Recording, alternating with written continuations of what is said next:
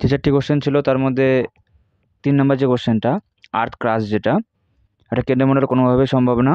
অনেক দিক থেকে আমরা শুনেছি এবং এটা অনেকগুলো প্রমাণ দিচ্ছি। তার মধ্যে প্রথম প্রমাণ হলো ক্লাস 8-এর যে বুকটা আছে, যদি কেন্দ্রমণ্ডলই হয় তাহলে ওখানে ছোট ক্লাসদের কেন শেখাবে? সবচেয়ে ভালো আর অথেন্টিক হবে এই ক্লাস 8-এর বইটাকে প্রেফার করা, কারণ এটা গভর্নমেন্ট বুক, ঠিক আছে, গভর্নমেন্টের দেওয়া বুক, এটা ওখানে আমরা তুলে ধরতে পারবো।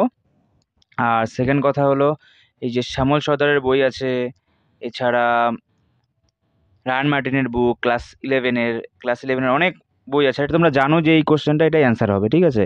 এটা নিয়ে অত কিছু বলছি না। যদি ডাটা লাগে কারো, যে চ্যালেঞ্জ করবে ডাটা লাগবে, তাহলে নিতে পারো। আর যদি মনে হয় যে তোমাদের কাছেও এক্সট্রা কোনো ডাটা আছে, সেটা আমাদের দেবে।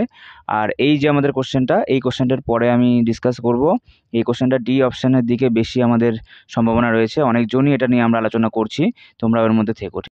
এখানে সবার যার যেটা অ্যান্সার হয়েছে সে সেটার মতবিরোধ করবেই, তার মতে মিলবে না যে আমার অ্যান্সারটা ঠিক থাকবে, এটা ভাববেই। কিন্তু আমরা সঠিক অ্যান্সারটা চাই, ঠিক আছে, সঠিক অ্যান্সারের পক্ষে আমরা নাম্বারটা চাই। যারা এটা মনে করো তারা যোগাযোগ করতে পারো, নাম্বারটা আমি দিয়ে দিচ্ছি।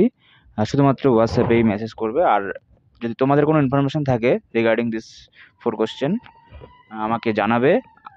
কারণ খুব ভালো মতো যদি এভিডেন্সটা স্ট্রং দিতে পারি, তো 2-1 নাম্বার আমাদের যদি আসে তাহলে সকলের জন্যই ভালো, ঠিক আছে।